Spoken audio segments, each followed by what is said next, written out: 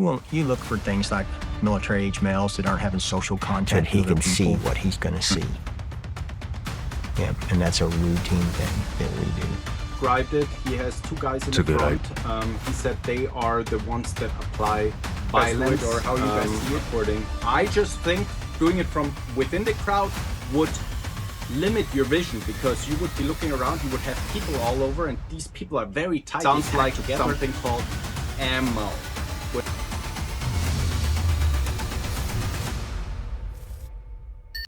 The following video reflects the personal opinions and commentary of Michael Braun, based on his experience in law enforcement and protective services. The content is provided for educational and discussion purposes only. It is not intended to defame, accuse, or misrepresent any individual or organization, and should not be interpreted as a statement of fact. What's up, everyone? Thanks so much for tuning in. I listened to the Brian Harpole and Shawn Ryan interview very meticulously. I analyzed every second of it. And based on what Brian Harpole said in his interview, I personally, just my personal opinion, believe he's an amateur. But he mentioned one topic that I want to explore more in depth today. It's actually a concept that I will teach you throughout this video that might very well save your life one day. Not kidding. There is a book about the life that this concept has saved, actually. And at the very end, after we explore the concept, I'm going to take you guys through a mental exercise. And this exercise will solidify your knowledge, and it will be the aha moment for you. So make sure you stay till the end. By the way, it doesn't matter if you are a law enforcement officer, military, private individual, or a protection specialist. This concept will apply to all of you. Actually, the book describes it on instances of people from all walks of life. So it will apply literally to every single one of you. Who am I? My name is Michael Braun. I'm a former member of the Bavarian German USK Rapid Response Unit. I was, after I moved to the US, a VIP protector with Gavin DeBecker and Associates for 12 years before I moved on to start my own company. But please, guys, before we continue, I'm making these videos on my off time. I have family. I have 4 kids. It is 10:35 p.m. right now, and I have to be up at 4 a.m. Please reward me with a subscription and leave a comment below. Also, I know that most of my viewers are from my LinkedIn, most of my subscribers right now. I know you guys are super competent. Please leave comments below. Rip me apart. Did I get something wrong? Did I misstate something? I'm happy to correct, and I will admit to anything that I said wrong. But please leave a comment, point it out, and let's talk about it. That's the purpose of these videos. So now let's go through the interview and let's see what this concept is that I'm talking about. On the other side, make sure he goes all the way out. And so they have, those guys are dual rolled, where they're there. If these guys have problems, they're going in to apply violence so that we don't lose any integrity of our protection, so we can facilitate escape. And then they're also gatekeepers. Mm-hmm. So that you guys understand what he's talking about, how they do their protection setup, I found you guys another clip to make it clear, and I'll explain what he means here with this setup before we go further into the concept that we're talking about in this video. That's a lot of people. How we doing, California? So the way he described it, he has 2 guys in the front. He said they are the ones that apply violence, according to a statement in the Shawn Ryan interview. And in industry terms, these are usually called projective coverage. Projective coverage are the ones that move towards the threat, versus the protective coverage, which is the gentleman that you're seeing right here next to him. That is the person that puts himself in between the threat and the principal, which is Charlie Kirk in this instance. And he's also the one that evacuates the principal. Now, just an observation on my end.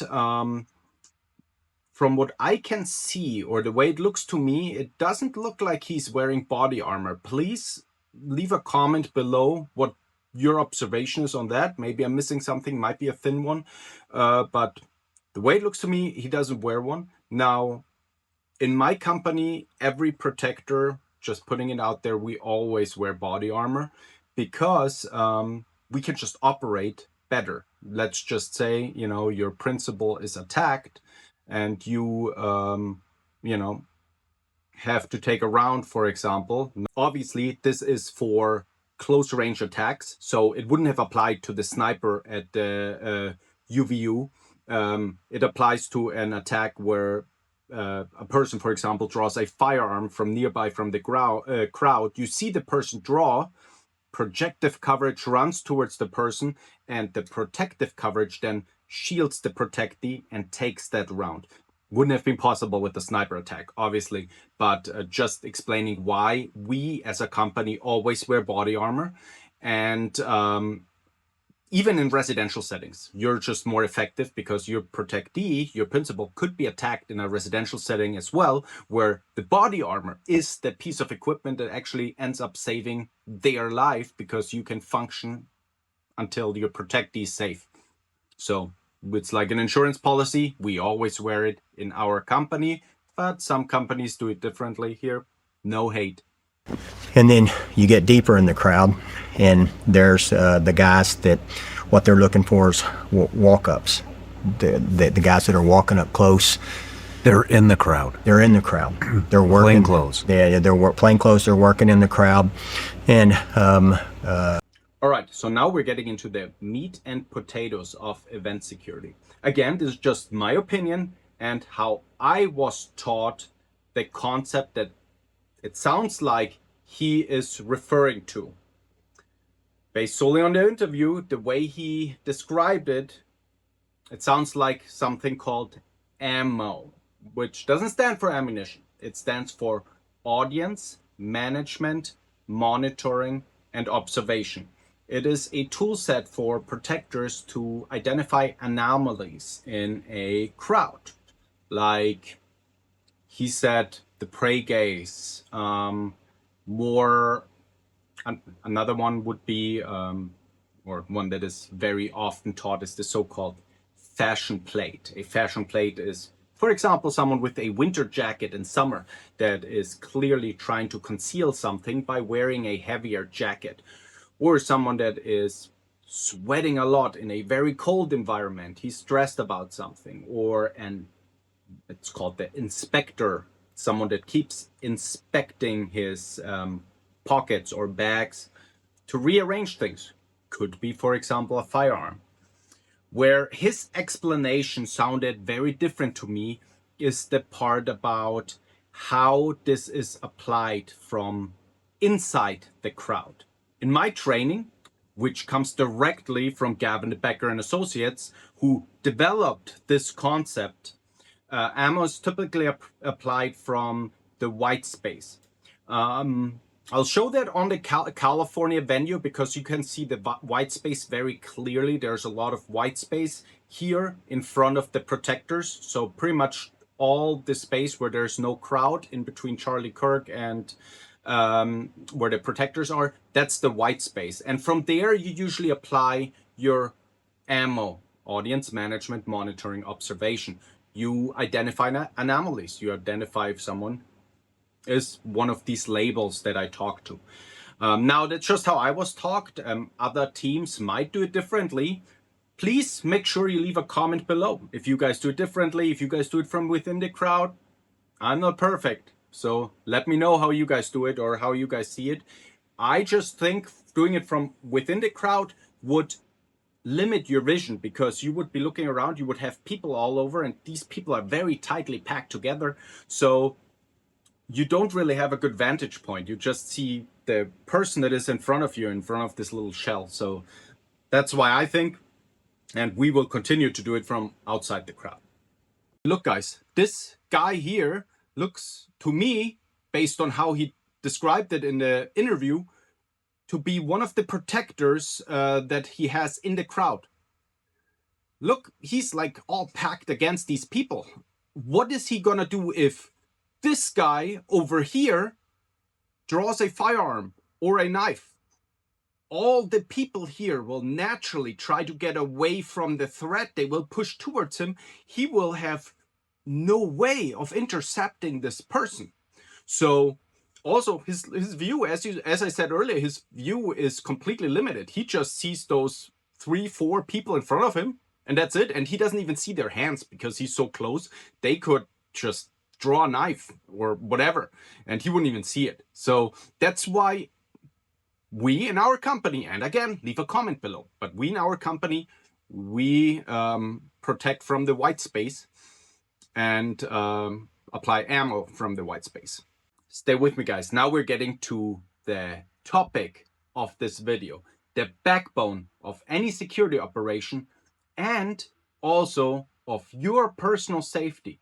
Something that will keep you safe wherever you are, be it a law enforcement officer, private individual, or a security professional. And it forms the backbone of any successful security operation. Rick's over there, and Rick's job is to watch what's going on here and in turn and apply and look at the line. And you look for things like military-age males that aren't having social contact with other people. Right? You know, so they're up there, but there's no looking around. There's no talking. They got prey gaze on the guy who's talking. No blinking. So there's a hard prey gaze, no blinking. Or when you get closer, it's like excessive blinking. And so that's a good tell right there of a pre-incident indicator of violence. Okay, first off, that was our clue here. Pre-incident indicator of violence, or short PINS, as it is called in industry. It is a concept out of also Gavin de Becker's famous book called Gift of Fear. Gift of Fear deals with your intrinsic mammalian instincts that are designed or were designed for millions of years to keep you safe. It's rooted in the oldest parts of your brain. It's really that, you know, cold chill that you feel when, you know, I don't know, you walk through a dark hallway, for example. It's this feeling that, yeah, it's rooted in the reptilian parts of your brain, the earliest parts of your brain, to keep you safe. And those pre-incident indicators, your brain is actually wired to pick those up. You just have to listen to them. It is like, you know, when you drive super fast with a car, you have this feeling, ooh, this might not be safe if you're on a curvy road, for example. These kind of feelings, that's your brain telling you subconsciously to slow down or to, you know, take a look around. And your brain, like I said, is wired to pick those up. And as a protector, you really have to tap into this instinct. And you should also, as a private person, and listen to it, evaluate what is triggering this thought right now. What is triggering this feeling of unease? Usually, when you start inspecting, you know that this PIN, this pre-incident indicator, is grounded in something. And that's what he's talking about here. However, I do not, from a professional standpoint, again, my opinion, not saying anything. Everyone does their stuff the way they feel like it. But we look for more than for military-age males, because there have been a multitude of instances of female assassins, female terrorists. So saying I'm only looking for military-age male, that's a type of profiling that I don't agree with at all. It leaves 50% of the crowd, or more if there are kids in the crowd, out of inspection and gives protectors a pass. So in our company, where we apply ammo at these events very religiously, we look for these predefined labels. And I'll talk in a different video about all these labels, because this is not a video about ammo primarily. It's a video about pre-incident indicators. But here you're gonna see a female doing a attack. That's why we don't want to just look for military-aged male.